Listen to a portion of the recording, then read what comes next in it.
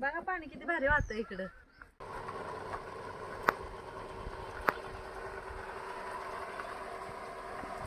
कॅनलला पाणी आले, थंडी त्याच्यामुळे जास्त वाजते. चला दाखवत तुम्हाला. कमी आलं आता, सकाळी भरून वाहत होता.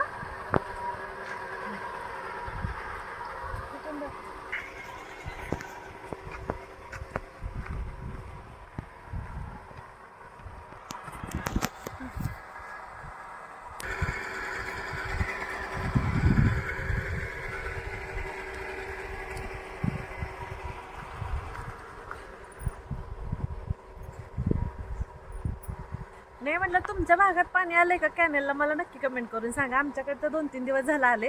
आता सकाळी एकदम फुल्ल भरून वाहत होता, पण आता कमी झाले. आता म्हणलं ऊन पडले जरा चांगलं दिसेल म्हणून घेऊन आले होते. आता संध्याकाळच्या टायमाला जास्त वाटतंय अजून. बा किती स्वच्छ पाणी एकदम इथे.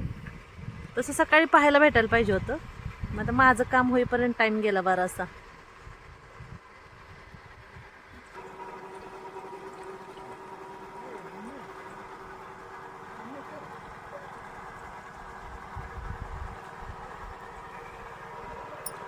त्याच्यानंतर इथं आत्ती आणि मी ना मोसंबीच्या बागेत आलो होतो. मेथीची भाजी आणि कोथिंबीर न्यायची होती. म्हटलं मेथीचे जरा पराठे करावेत म्हणून. मग त्याच्यासाठीच आलो होतो दोघीजण.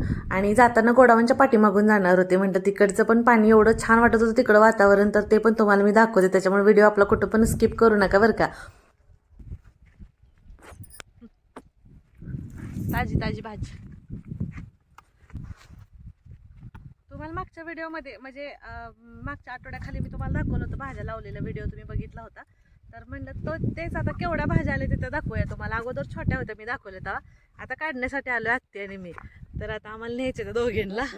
आता ही बघा ताजी कोथिंबीर एवढी आली तेव्हा लावलेली, दाखवली होती ना तुम्हाला व्हिडिओमध्ये लावलेली, तर एवढी अशी आली. आता लागायची तेवढीच घेतली, देशी एकदम छान.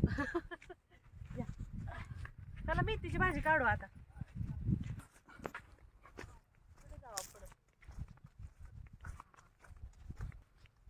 ही बघा लावलेली आपण मेथीची भाजी. हा, मेथीच्या भाजी सोबत लावलेली पुंचके पुंचके म्हणत लावलेली ती तेवढी आली.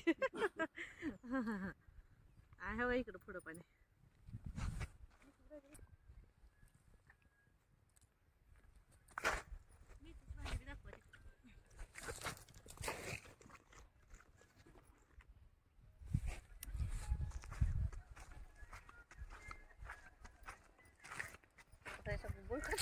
हा,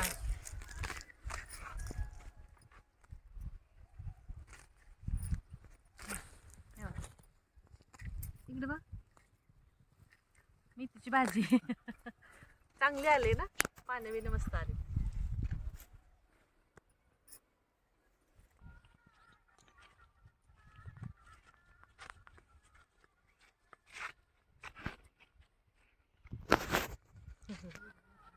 त्याच्यानंतर इथं ना आत्ती आणि मी मग भाजी घेऊन आलो घरी. आणि इकडे बघा येताना कॅनलचं पाणी दिसत होतं. ज्यावेळेस हा पूर्ण भरून वाहत असतो ना, त्यावेळेसचा सीन काही वेगळाच असतो पाहायला. आणि बाहेर पण असं फिरताना वगैरे असं खूप छान वाटतं.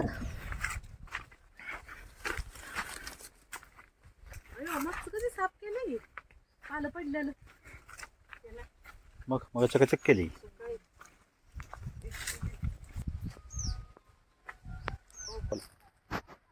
तिकडं पलीकडे मोठा कॅनल राहिला आणि हा छोटा कॅनल आहे इथला. आणि आता इथनं लोक पाणी घेऊन जातात सगळी शेतं वगैरे त्यांची भिजवायला. मग आता ज्या काही बागायत आहेत ना त्याला पाणी द्यायला, म्हणून हा छोटा आहे. पण इथं फिरताना जास्त छान वाटतं, झाडांच्या खालनं पाणी वाहत असतं त्याच्यामुळं. भरून व्हायला आलंय. थंडी तर काही विचारायलाच नको एवढी वाजते.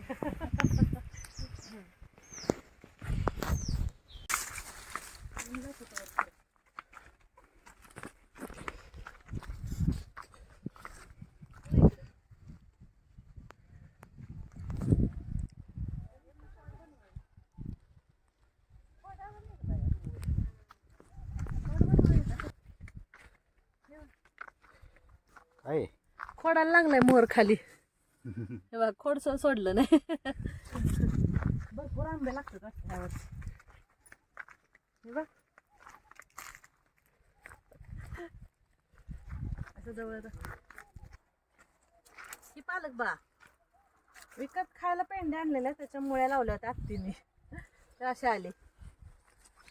आणि हे राजगिरा निबर झाले ना याला नाही. हा मग काय नको कडू लागते थोडं घे इकडं.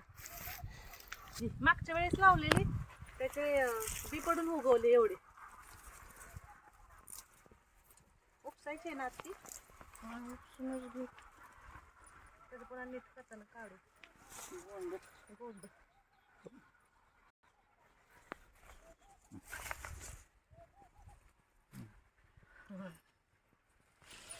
हरभरा पण किती छान आलाय बघा. तसं तर हा लावलेला नाही, लावलेला दुसरीकडे. हा इथं जे आपण गेल्या वेळेस हरभरे भरडलेले ते नीट केलेले होते ना ते टाकलेला कचरा त्याचा तर हे उगवलेलं आहे. आता हे पण आम्हाला खोडायचं आहे पण आज टाईम नाही. आता ऑलरेडी खूप उशीर झाला, आम्हाला जेवण वगैरे करायचं होतं. तर इथं बघा किती छान शेंडे आलेत हरभऱ्याला. चला आता जाते घरी, आत्ती गेल्या पुढं मी जास्त.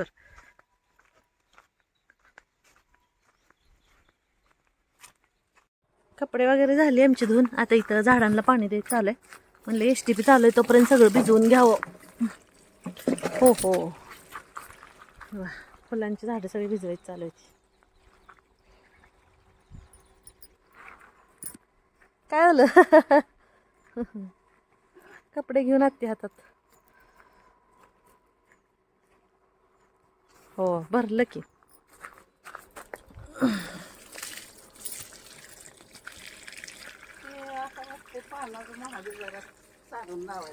हा खाऊच्या पानाचा वेल किती छान आलं. त्रिवेणीने दिला होता माझ्या मैत्रिणीनं. आणि हे झाड तर नुसतं पिशवी ठेवली होती इथं, पिशवी फाटून इकडं खोड खाली गेलंय जमिनीमध्ये बघा, त्याच्यामुळे हे असं दिसते. बरं चला आता आवरून घेते, कारण आज असताना ना मला पास्ता बनवायला सांगितलं होतं आणि तिला आज भरपूर सॉस घातलेला पास्ता हवा होता. म्हटलं चला आता इच्छा नसताना तरी मला बनवावाच लागेल. तर इथं ना मी हा डिझायनचा पास्ता मागवला होता बघा. हा ना 100% रव्यापासून बनवलेला आहे, त्यामुळे ना ह्याच्यामध्ये अजिबात मैदा नाहीये. आणि सगळ्यात महत्त्वाचं म्हणजे ना ह्याच्यामध्ये कोणत्याही प्रकारचे आर्टिफिशियल रंग, फ्लेवर्स किंवा प्रिझर्वेटिव्ह नाहीत. त्यामुळे ना हा पूर्णपणे नैसर्गिक आहे आणि 100% शाकाहारी आहे. त्याच्यामुळे सर्वांना खाण्यासाठी हा एकदम योग्य आहे. आणि महत्त्वाचं म्हणजे 0 कोलेस्ट्रॉल आहे, ट्रान्सफॅट फ्री आहे, त्याच्यामुळे आपण हा मनसोक्त खाऊ शकतो. तर चला आता बनवून घेते. इथं मी इथं कढईमध्ये पाणी ठेवलं होतं उकळायला, त्याच्यामध्ये ना चमचाभर तेल आणि चवीपुरतं मीठ टाकलं आणि हा जो पास्ता होता तर तो त्याच्यामध्ये शिजायला ठेवून दिला. आता म्हटलं पास्ता शिजतोय तोपर्यंत बाकीचा मसाला तयार करून ठेवूया. तर इथं पॅन गरम झाला की त्याच्यामध्ये बटर टाकून घेतलं. बटर छान मेल्ट झालं. थोडासा लसूण असं बारीक चिरून घेतला होता कट करून, तर तो त्याच्यामध्ये हलकासा परतून घेतला. आणि मग लगेच त्याच्यामध्ये एक मोठ्या साईजचा कांदा घातला होता आणि कांद्याला पण हलकासाच परतून घ्यायचा बरं का, जास्त काही भाजायचं नाही भाजीसारखं असं. आणि बाकी तुम्ही गाजर वगैरे घालू शकताय, पण मला काही आज बनवायची इच्छाच नव्हती, त्याच्यामुळे जबरदस्ती चालू होतं माझे. मग त्याच्यानंतर इथं मी एक टोमॅटो आणि आपला हा फ्रोझन मटार घातला आणि थोडासा परतला. म्हटलं टोमॅटो पटकन शिजेल म्हणून अगदी थोडंसं मीठ टाकलं आणि परत त्याला हलवून घेतलं. इथं घातले मी कश्मीरी लाल मिरची पावडर आणि पास्ताचा मसाला घातला जो पॅक भेटतो तो. आणि त्याच्यानंतर मग इथं पास्ताचा सॉस होता माझ्याकडे ऑलरेडी, तर तो एक मोठा चमचा मी घालून घेतला इथं. आणि भरपूर असा सॉस घातला होता, टोमॅटो सॉस, कारण आता आस्ताची फरमाईशीच होती ना सॉस घालायचा होता म्हणून. आणि कश्मीरी लाल तिखटमुळे थोडासा कलर छान येतो. आणि इथं ना मग मी चीज थोडंसं खिसून घेतलं होतं, ते पण आता योगायोगानं होतं घरात, त्याच्यामुळे मग ते पण घातलं आणि त्याला पण छान परतून घेतलं. आणि मग तिकडं तोपर्यंत पास्ता शिजला होता तर लगेच त्याचं पाणी इकडं काढून घेतलं मी बघा. आणि आता हे जे पाणी आहे हेच मी पास्त्यासाठी वापरणार आहे. आता हे पाणी आपण कोणत्याही प्रकारचे सॉस बनवण्यासाठी सुद्धा वापरू शकतो बरं का. आता ह्याच्यामध्ये हा मी पाणी घालून मसाला चांगला आता शिजवून घेते अगदी थोडासा. आणि कलर बघा किती छान आले कश्मीरी लाल तिखटमुळं. आणि असं बनवायची इच्छा नसते कधी कधी, पण असं मुलांच्या हट्टासाठी ते बनवावं लागतं.